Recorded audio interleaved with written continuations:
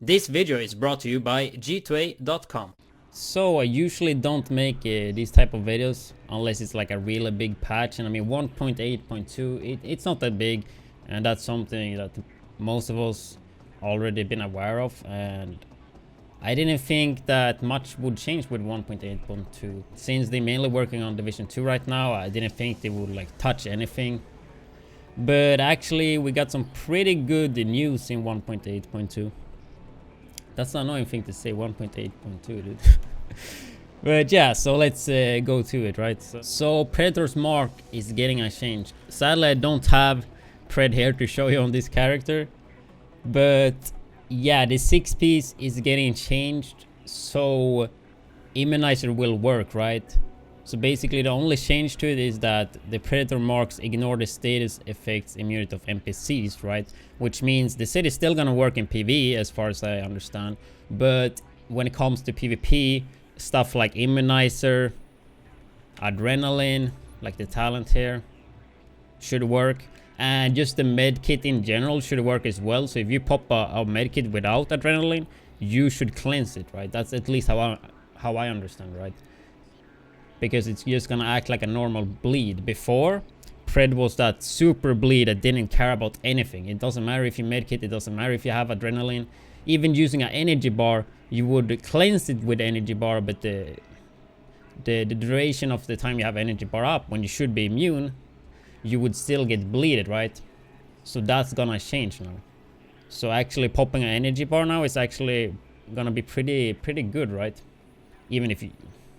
Even though you're most likely not gonna need it now. But for example, if you use an energy bar in the next patch, you will be immune for the rest of the duration you have it on, right? That was not the case before. But I mean, the big deal is Immunizer, right? And I heard some people say like, yeah, this is not a nerf, it's just a way to counter it, blah, blah, blah. But I mean, yeah, sure, that's true. But with everyone almost running Immunizer anyway, like this is gonna make Pred so useless in PvP, in my opinion, right? It's a nice change to see though. And then we have Nomad. Pretty sure I have a Nomad here in my backpack, yeah. So basically, Nomad's luck, this 6-piece, will only work when you are solo. If you play in a group, the 6-piece won't work, which I think is great because Nomad is a solo set, right? You're not supposed to run 4 Nomads with 6-piece, right? I don't even think that's a good setup, like a 4-man with Nomad. It's just annoying, it's just trolling. Like a decent 4-man setup will just wreck for Nomads, right? But it can be really annoying if you're playing solo or duo. Like if you're outnumbered against like a lot of Nomads, that can be really annoying. So that only works in solo. I think that's great, and that's something the community has been asking for a long time. The 4-piece, however, will work in group, right? So you will still have that extra life every 4 minutes, right? But even if you get that extra life, you won't get the 60% less damage, right? So it will be pretty easy to kill.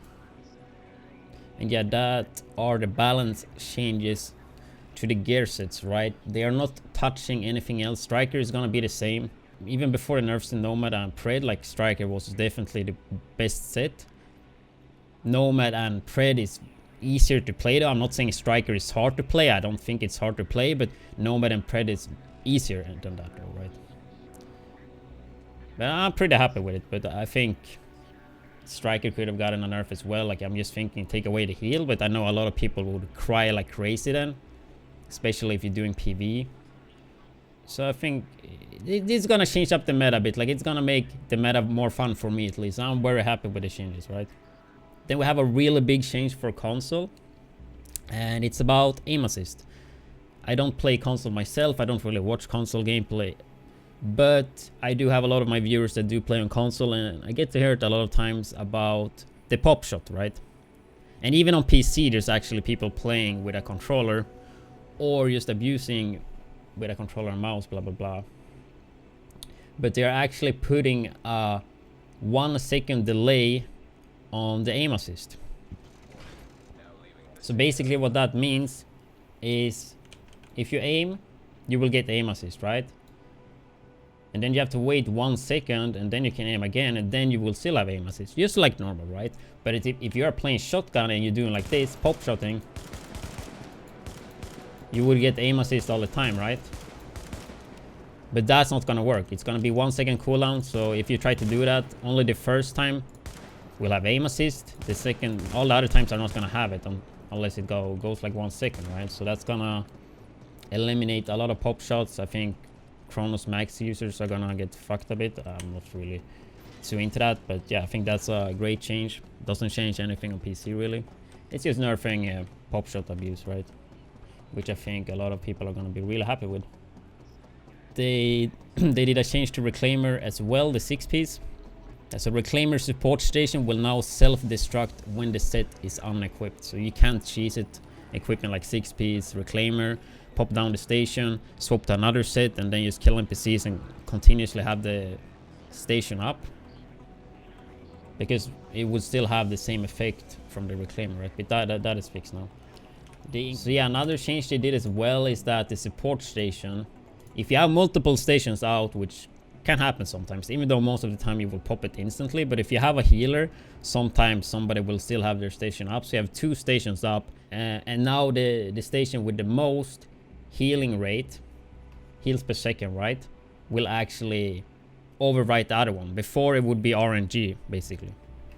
So now if you have a healer and you have your station up, you're gonna have both up, and the healer station is only gonna be the one healing. So that is a really good change as well.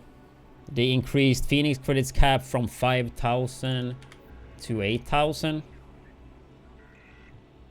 And the spawning problem in Dark Zone 1 to 3 in Last Stand, right?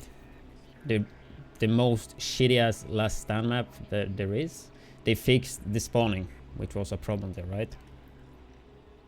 So that's pretty nice, even though I don't do much Last Stand. I did do it like 2 days ago, and of course I got that map and it was unplayable. So much running if you would die more.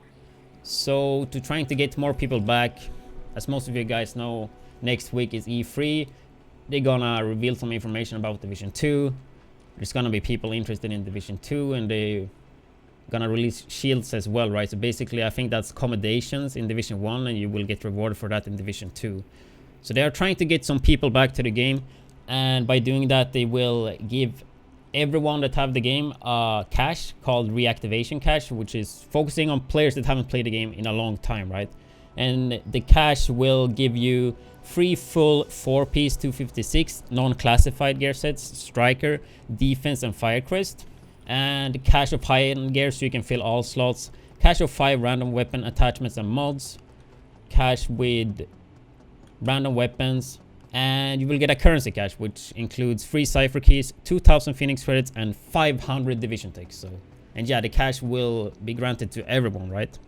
So yeah, at least everyone will get 500 div tech and 2,000 Phoenix credits. So I mean, that's good, even though I think it's pretty silly to have a cash like that since it's a loot shooter, but whatever, right?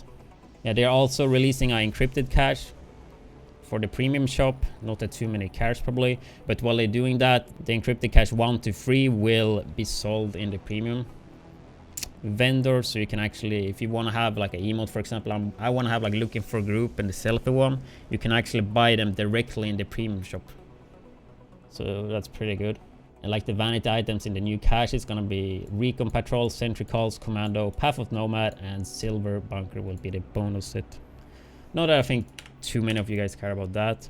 Then of course we have 2 new legendary missions, which are actually gonna be general, oh, that's Russian consulate, general assembling, which is gonna be really cool. I'm actually looking forward to that, because I think that's one of the coolest missions, especially with the shopper. I think that's a pretty nice mission, so maybe we get some really nice fight in the end. We will see. And then Madison Field Hospital as well, which is gonna be pretty cool as well, right?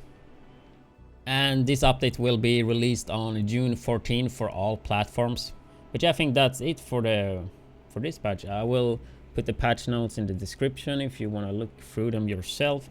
It's not too much. We already been told that we're not getting too much, but we got some balance changes, and yeah, it's gonna be really nice to not feel the pred that much when you're playing solo. You can actually just counter it in so many ways now. And also the Nomad, it's pretty nice as well. So yeah, as I said, I don't really do videos like this often, especially with a little patch like this, but I think this is some stuff that will make a lot of people happy. So yeah, I'm currently working on a solo Darks and PP video that will be up tomorrow. And yeah, I'm pretty sure you guys will enjoy that video a lot. I think it was pretty hilarious. So yeah, we'll post that tomorrow. But yeah, until that, have a nice day and see you tomorrow. Thank you for watching. I hope you enjoyed the video. If you do like my content and want to support financially, you can check out my Patreon. And if that's not enough, you can find me streaming daily on twitch.tv/widdz. Have a nice day.